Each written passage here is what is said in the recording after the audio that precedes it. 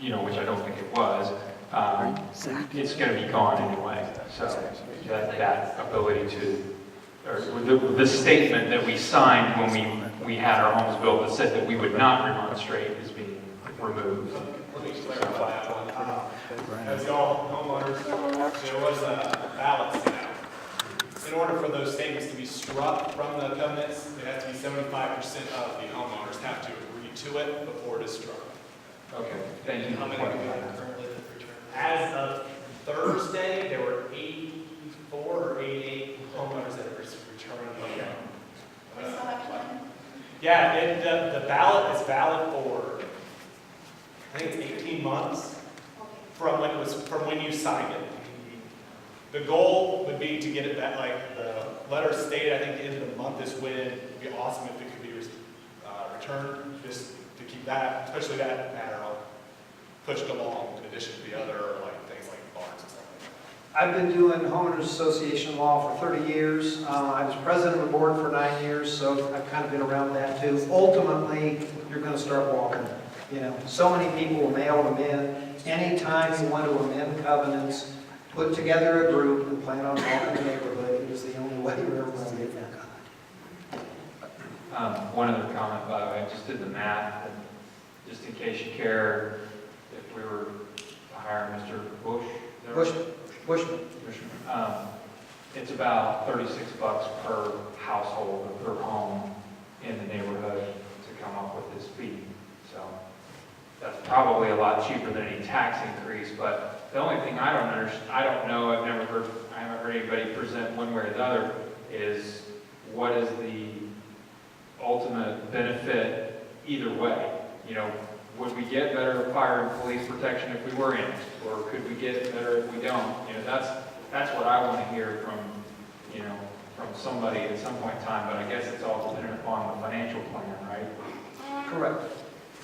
But at least what we have now. No, they have to provide what they are providing in the city now.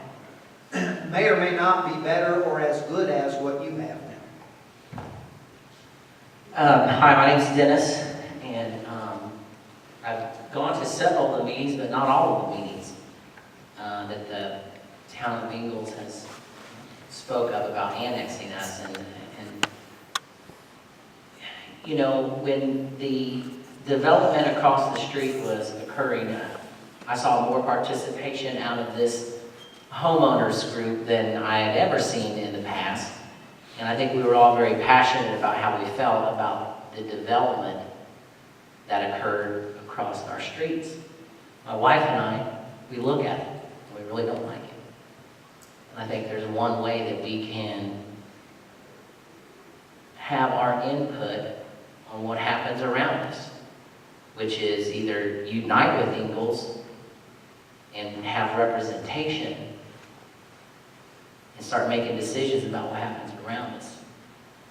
We can remain on our island, and that's all we'll ever be. We could incorporate, but I'm not sure anyone wants to run for the mayor or the town manager of Summerlake and take that on, as I believe that our community is a transient community. I think we all work somewhere else, and this is where we live right now. I'm not sure that we want to go in that direction, but I'd be more than happy to entertain those conversations. Now, Well, ultimately, I would say, not speaking to you, but I would say that would be the long term. I mean, he said, after 4 years, they can do it again. So even though the person might have time, we still have to have some kind of long-term plan in effect, which I can only see would be to incorporate. And then we should start annexing people and decide whether they come in. now, my big picture, 100,000-foot view, and I don't know if it's legal or not, but what's the law with towns merging? I think everyone in this room has thought we have been a part of Pendleton for the longest time.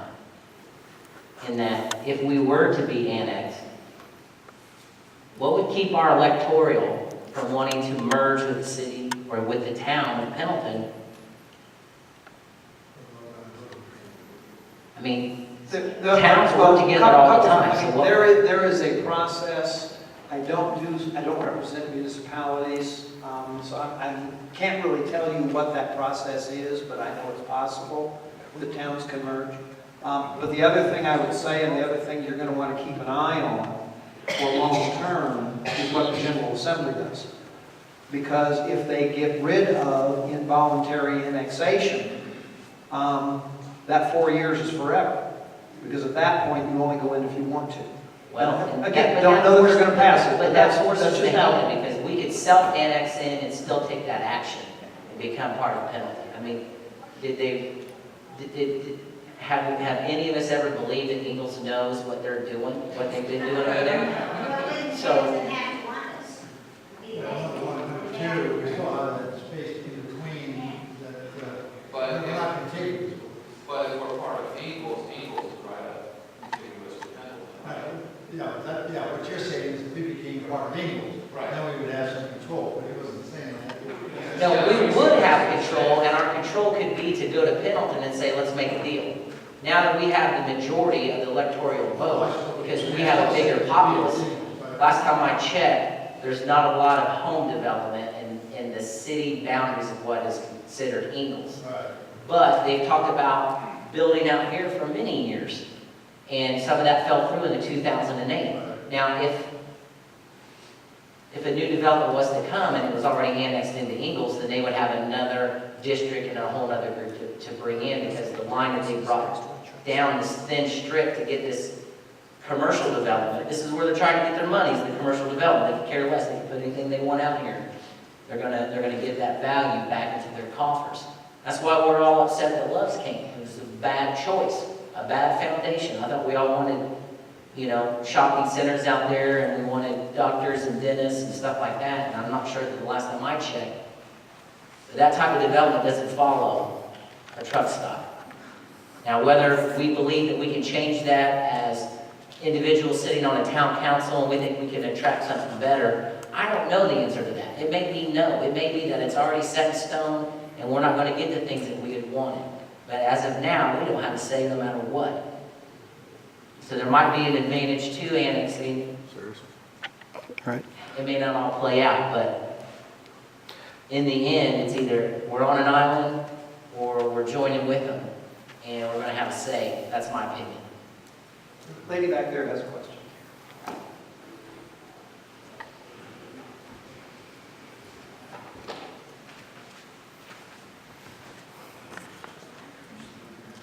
Hi everyone, my name is Tiffany. We have lived in the neighborhood about 4 years. I am a really high C on the district assessment, if you've ever done that. Some people say it stands for conscientious, I just think it means critical. So when people throw around numbers, I just always think, how clean is that data? And so when we're talking about numbers, and when Eagles is saying, here are the numbers that we think, and here's how we think it's going to work, whose job is it to say, yes, this is actually true? Because as we talked about, like even just the property tax portion of it, those homes are reassessed every year. And is that assessment based on what our homes are worth at a Pendleton rate? Is that what maybe they are if they're annexed into a different area? Whose job is it and whose role is it in this process to make sure that information is correct? Or is that where you come in and where we really need a third party? Can you help clarify that for me? Okay, a couple of things. First off, the assessed value is determined by the county assessor. They will look at other similar properties. It is not fair market value, but it's market value based. So essentially what they're going to do is they're going to look and see, okay, what are houses selling for in Summer Lakes? If houses start selling for more in Summer Lakes, your assessed value is going up. I suspect most of you since '08 have seen your assessed values go down because housing prices have gone down. But it is basically a market value type, it's market based. If being annexed increases in some way the value of your homes because of all the wonderful things that Ingalls can do, your assessed values will go up. But that is not determined by Ingalls, that is determined by the county assessor. That's the basis of that. Can it go the other way? Oh, they can go either way.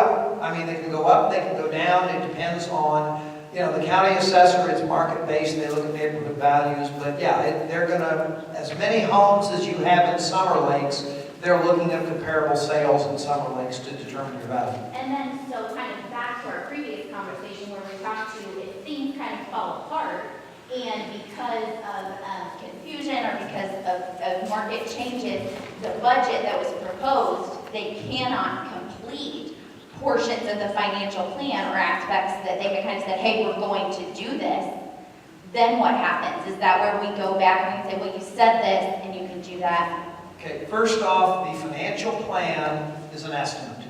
They are going to go out and they are going to hire, in their case, I believe Buzz Crone, because I think he does their financial stuff. And Buzz and his company will sit down and will do an estimate of these, you know, they'll interview all the various departments in the city. They'll interview the police department, the fire department, say, okay, what more do you need to provide these services? It is purely an estimate.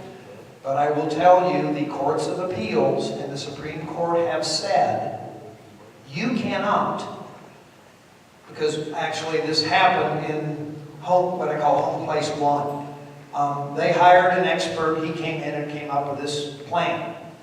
And I was representing Home Place, so we hired an accountant. And he basically ripped their plan to shreds. And the trial court, you know, in most trials, trial court, the judges get to weigh the credibility. And the judge found their expert to lack credibility. He contradicted himself and all that and said their plan simply wasn't credible. And then looked at what our expert said that, you know, they didn't have a credible plan and ruled for Home Place. The Court of Appeals said, you can't do that. If they put any kind of estimate at all that is semi-rational, it is accepted, as far as the courts are concerned in remonstrance. So they can throw pretty much anything they want that is semi-rational. That gets the annexation, at least their part, to take place. Now, if they don't go through with it, if they say, here's what we're going to do in the plan, and they don't do it, that is, like I said, the case I have up in Southwest Clay. That is where you can then go in and take them to court to either enforce the plan. The courts have a number of things they can do. They can force them to do it. They can basically say, you don't have to pay city taxes until it's done. You know, there are a number of things they can do. They can disannex, but that's probably the last thing the court would do. But there are a number of remedies if they don't comply with the plan that they present. But as far as actually taking on the plan itself in court, I don't waste people's money doing that anymore. It's just not worth it. Some of you probably heard me spouting off to the council the other night by telling, you know, this human nature. You're going to get your hand on my billfold. Tell me what you're going to do for me. They didn't have an answer. You know, they talk about our police is much better. I'll tell you, Madison County Sheriff's Department's done a wonderful job down here. And the crime rate is down a lot here in Summerlake from what it was just a few years ago. When these back streets weren't built out yet, there was a lot of theft, a lot of incidents, a lot of domestic calls. And Ron Richardson, the sheriff, tell me they're down now. Don't know the numbers yet. I've asked Ron to get them for me, but Eagles is saying we're servicing half the calls now. I know when Madison County deputy is busy, they may say who can respond, and I'm sure Eagles is jumping on. Now, isn't there still an Eagles off-duty? Chris Crawford still your third shift guy cruising around here? I can give you a little bit of clarification. I can give you a little clarification on the calls for service. I review the police calls every 30 days. Ingalls is about slightly over a third in terms of response to our community. 95% of those calls, they're standing by until somebody from the sheriff's department gets there to actually handle the call, whether that be to make an arrest or take a report. But they are voluntarily on their own, you know, out of their own goodwill, coming over and participating and in responding. So they're slightly over a third in terms of. Pell helped over the years, I know. I'm sorry. Pell and Lapel both responded over the years to help out. Yeah, Lapel comes a little bit more often. Pendleton actually comprised the smallest share in terms of response. Lapel was slightly more than them, followed by Ingalls, and then Madison County Sheriff's Department is the primary responder. Question back there. Yeah, I had two questions. If it's in our covenant saying that we waive our right to remonstrate, is that valid? And then, No. Okay. Good. I'm just clarifying that for everybody, then. Two, can the HOA as a whole take a stance on remonstrance for their property that they own? The HOA can only act for property owned by the HOA. So if there are common areas that are set up as parcels, the HOA can vote those, but they cannot act, for the individual homeowners. But they can then, just because we have common areas, the HOA can take a stance if the HOA Yes, wants. the HOA can vote the common areas. I've been curious as to whether or not, if Ingalls does in fact annex us, if they have any say-so about what goes on in our park, our pool, and our clubhouse. I can answer that. Our covenants state that the association has to, the majority vote, I don't know if it's a super majority like the 75% or just the regular 50% majority, but the association has to vote on handing over our properties to a municipality. So we would still be paying. We would still be taking care of our own properties. However, what I will say is while you control them, any ordinances or zoning covenants or anything like that apply generally will apply to you as well. So, your covenants give you control of the property as your covenants say. They don't take ownership, but all of the ordinances, if they have noise ordinances, burning ordinances, shooting ordinances, and all that, that will then apply within your neighborhood as well if you're annexed. If we do not, or if they do not annex us, or we decide to fight it, can they legally not provide services out here? They don't have to provide you anything if you're not in the city. They don't now. They don't provide any service to you. Okay, so like Zero. water. Don't we get water from Just the water. Well, they can cut off. I mean, what generally, like utilities and things like that, what you will find is municipalities provide that stuff because it's an economic advantage to them. I mean, you've got a whole bunch of houses here, you need a whole lot of water. Cities make a whole lot of money on water utilities. So, they'll run them out here. Fortville, in their trial, is going to run, they have a water utility, they're going to run that into what is going to be a new large development up in Hamilton County. Simply because they can get, I guess they're a little closer than Fishers. Fishers is Indianapolis water, Citizens water now. But they're actually going to provide up there because they can make a whole lot of money from it. And it's a money maker.